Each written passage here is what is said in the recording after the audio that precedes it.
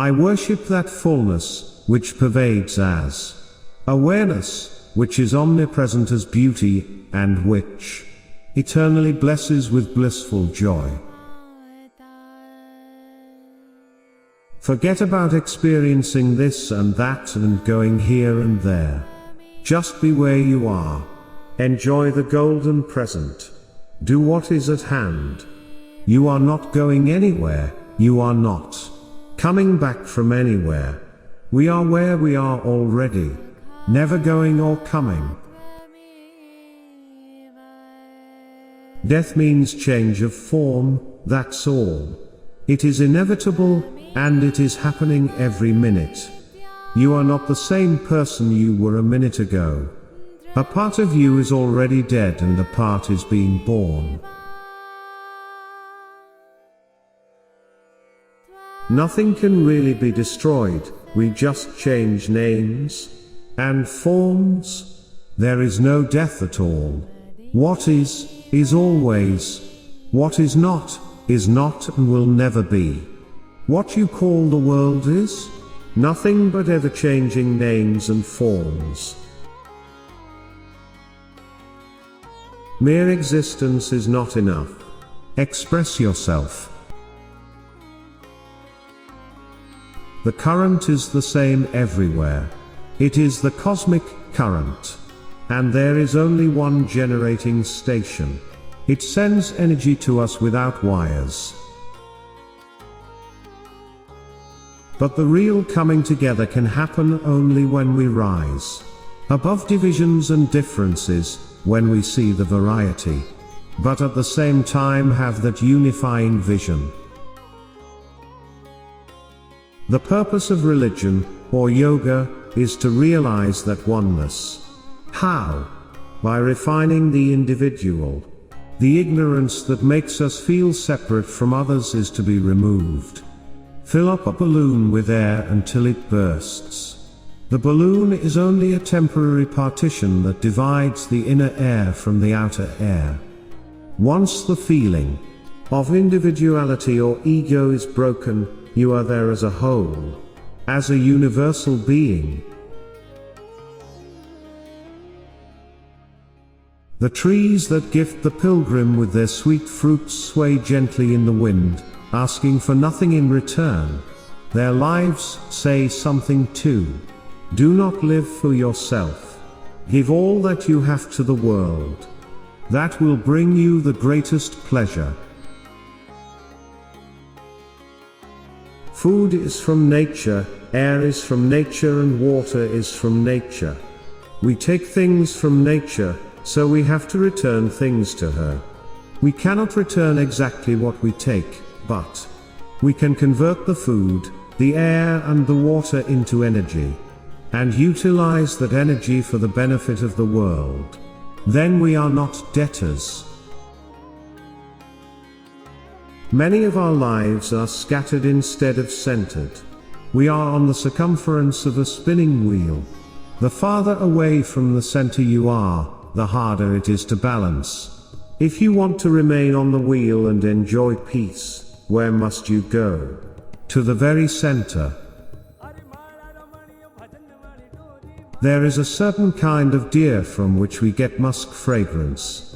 But that deer is always searching for the source of the fragrance.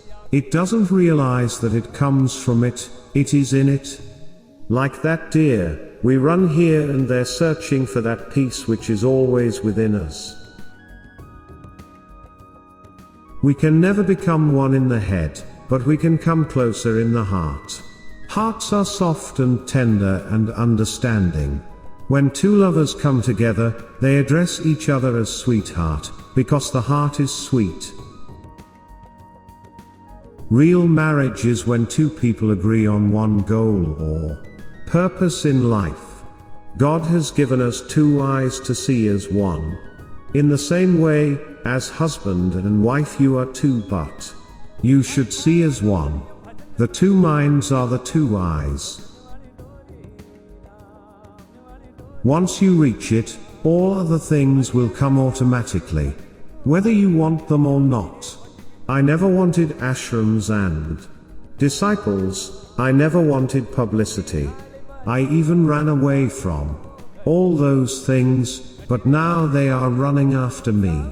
Name and fame, praise and censure can come and go like passing clouds. But always remember the sun shining behind.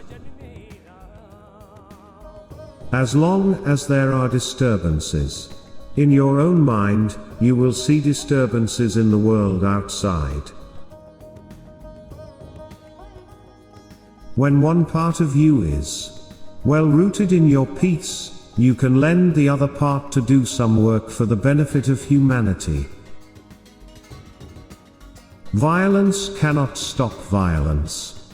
A war can never really be won with violence alone. The mind must be changed. A violent victory only means that you have handicapped your enemy. They are still your enemy and the peace is only temporary. You have covered the fire so it doesn't show now. But it is still inside and one day it will flare up again. You don't need to live a celibate life if you don't want to. But set limits. Sexual energy, when stored, will build the brain and nerves. So, for the preservation of that vitality, you should limit your sexual life. Yoga is only against overindulgence. Yoga is neither for the person who eats too much nor the one who fasts excessively. For the person who sleeps a lot nor the one who forgoes all sleep. That means finding a middle path. Neither suppress nor overindulge. From conception, the mother molds her child. Don't think that a child's education begins only after birth. The mother's very thinking is absorbed by the child within. How many of you were starved for love by your own parents? It is this that has created so many mental and social problems. In this country, no love in the home, no love in the schools. We have to take care of the body because, without a healthy one, nothing is possible in this world, either spiritual or material. The worst fear is the fear of death of the body. When your old clothes wear out, you throw them away and put on new ones. We all have old modeled bodies. We will get new ones. Don't worry. After all, how long are you going to live in this body? Maybe another 50 or 60 years. A pendulum won't swing to the plus side and remain there. When it swings to one side, it automatically has to come back to the other. When you want excitement and swing to that side, you naturally have to swing back to the other end. You just keep on swinging. Then what do you call yourself? Swingers.